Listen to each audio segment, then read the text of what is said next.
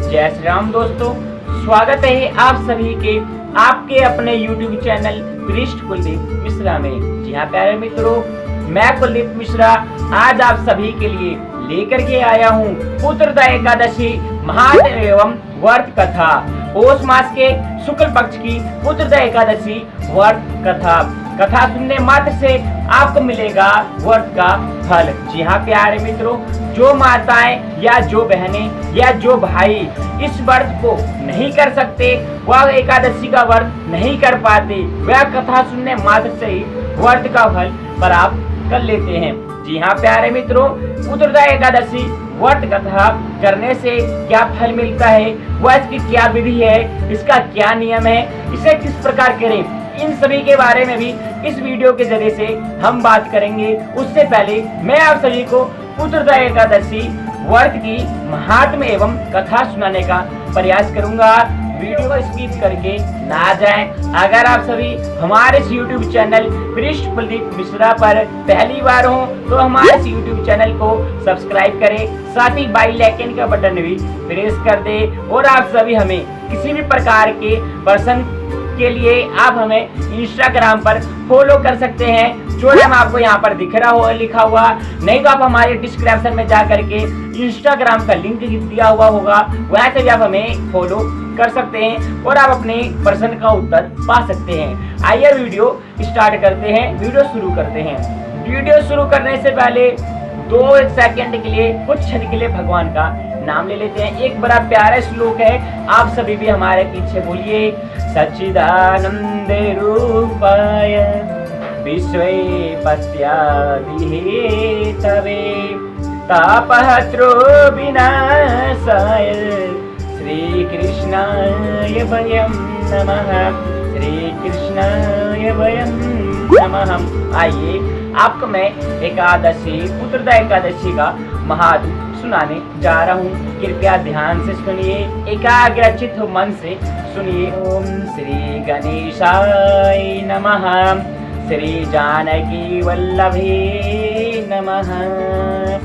एक समय नैमिषारण्य में पुराणों की कथाओं को सुनने के धैर्य से एकाग्रचित हुए 88,000 ऋषियों ने श्री सूत जी महाराज से प्रश्न किया कि महाराज, आने वाले कलयुग में प्राणियों का उद्धार कैसे होगा।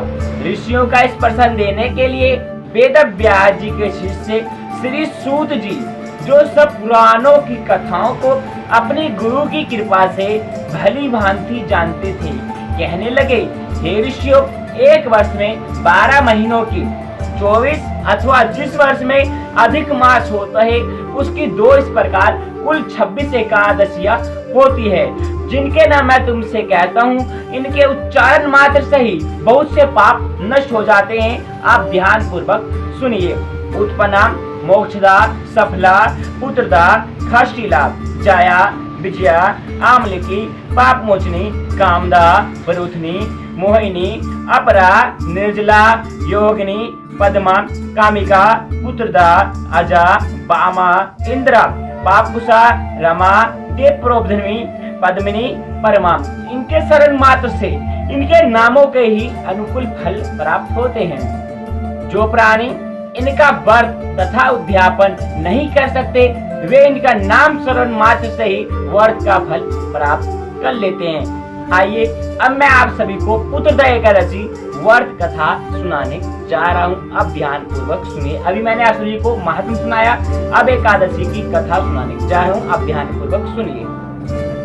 पौष शुक्ल पक्ष पुत्रदा एकादशी व्रत कथा प्रारंभ। युधिष्ठिर ने कहा, हे भगवान, आपने सफला एकादशी का महात्म्य विधिवत बताकर बड़ी कृपा की। अब आप कृपा करके यह बतलाइए कि पौष शुक्ल एकादशी का क्या नाम है, उसकी क्या विधि है और इसमें कौन से देवता की पूजा की जाती है। श्री कृष्ण बोले, हे राजन, इस एकादशी का नाम पुत्रदा एकादशी है। इसमें भी भगवान नारायण की पूजा की जाती है और इस चर अचर संसार में पुत्रदा एकादशी व्रत के समान कोई दूसरा व्रत नहीं है। इसके पुण्य से मनुष्य तपस्वी, विद्वान, लक्ष्मीवान होता है। मैं इसकी कथा कहता हूँ, तुम्हें ध्यान पूर्वक सुनिए। भद्रावती नामक नगरी में सुकेतुमान नाम का एक राजा राज करता था। उसके कोई पुत्र नहीं था। उसकी स्त्री का नाम तैस्या था। वह निपुत्री होने के कारण सदैव चिंतित रहा करती थी। राजा के पितर भी रो रो करके पिंड लिया करते थे और सोचा करते थे कि इसके बाद हमको कौन पिंड दान देगा। राजा को भाई, बांधव, धन, हाथी, घोड़े, राज्य और मंत्री, इन सब से किसी चीज से भी संतोष नहीं होता था। इसका एकमात्र कारण पुत्र का ना होना था। वह सदैव यही विचार करता रहता था कि मेरे मरने के बाद मुझको कौन पिंडदान देगा। बिना पुत्र के पितरों और देवताओं का ऋण मैं कैसे चुका सकूंगा। जिस घर में पुत्र ना हो उसमें सदैव ही अंधेरा रहता है। इसीलिए मुझे पुत्र की उत्पत्ति के लिए प्रयत्न करना चाहिए। जिस मनुष्य ने पुत्र का मुख देखा है वह धन्य है। उसको इस लोक में यश और परलोक में शांति मिलती है, अर्थात उसके दोनों लोक सुधर जाते हैं। पूर्व जन्म के कर्म से ही इस जन्म में पुत्र, धन आदि प्राप्ति होते हैं। राजा इसी प्रकार दिन रात चिंता में लगा रहता था। एक समय राजा ने अपने शरीर को त्याग देने का विचार किया, परंतु आत्मघात को महान पाप समझकर उसने ऐसा नहीं किया। एक दिन राजा ऐसा ही विचार करता हुआ अपने घोड़े पर चढ़कर वन को चल दिया और पक्षियों व वृक्षों को देखने लगा।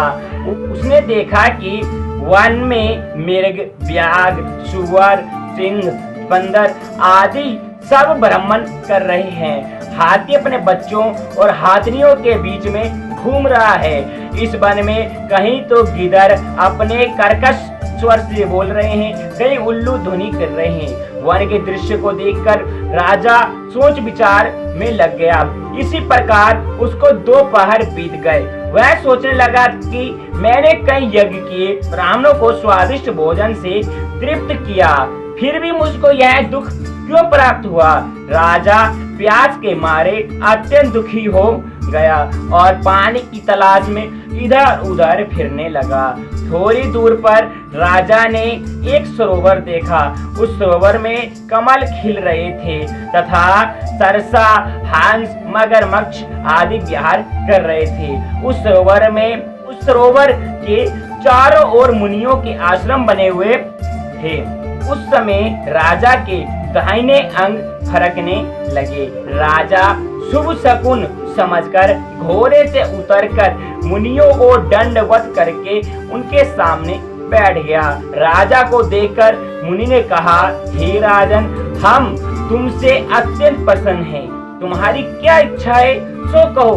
राजा ने उनसे पूछा कि महाराज, आप कौन हैं और किस लिए यहाँ आए हैं, सो आप कहिए। मुनि बोले, हे राजन, आज संतान देने वाली पुत्रदा एकादशी है।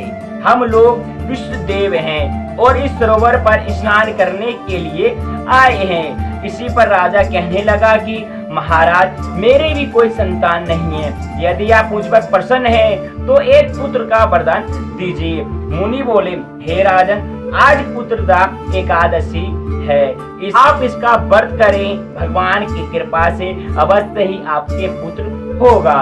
मुनि के वचनों के अनुसार राजा ने उस दिन एकादशी का व्रत किया और द्वादशी को उसका पारण किया। इसके पश्चात मुनियों को प्रणाम करके राजा अपने महल में वापस आ गया।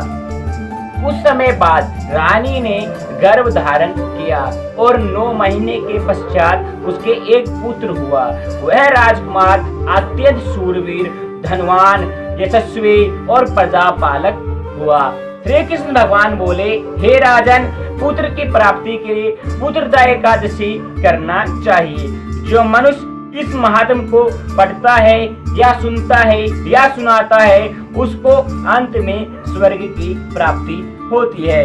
इस प्रकार एकादशी महात्म व एकादशी व्रत कथा संपूर्ण हुआ। जी हाँ प्यारे मित्रों, मैं कुलदीप मिश्रा आप सभी को पुत्रदायी एकादशी महादेव एवं व्रत कथा सुनाने का प्रयास किए हैं। अगर आप सभी को हमारे वीडियो पसंद आई हो तो हमारे इस वीडियो को लाइक करें, साथ ही हमारे इस यूट्यूब चैनल को सब्सक्राइब करें। जैसा आपने अभी कथा में सुना, जो इस कथा को पढ़ता है या सुनता है या किसी दूसरे को सुनाता है, उसको अंत में स्वर्ग की प्राप्ति होती है। जी हाँ प्यारे मित्रों, मेरा फर्ज था आप सभी को सुनाना।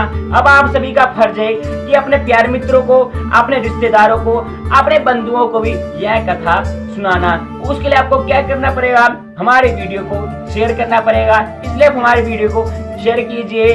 और अगर आप सभी प्यारे मित्रों को इस कथा के जरिए से कुछ बात समझ में नहीं आया हो या किसी भी प्रकार का प्रश्न करना हो तो आप सभी हमें इंस्टाग्राम पर भी फॉलो कर सकते हैं या ट्विटर पर भी फॉलो कर सकते हैं या हमारे फेसबुक पेज पर, ट्विटर पेज पर भी फॉलो कर सकते हैं, जिसका लिंक आप सभी को हमारे डिस्क्रिप्शन में मिल जाएगा। नहीं तो आप सभी को हमारा नाम यहाँ पे दिख रहा होगा वीडियो के नीचे। ये नाम आप इंस्टाग्राम पर, ट्विटर पर, फेसबुक पेज पर सर्च करेंगे तो आप सभी को हमारा पेज मिल जाएगा। वैसे आप हमें फॉलो करके, कमेंट करके अपना प्रश्न पूछ सकते हैं। मैं आप सभी के प्रश्नों का उत्तर 48 घंटों के अंदर में देने का प्रयास करूंगा। मिलते हैं अगली वीडियो में, तब तक के लिए राधे राधे।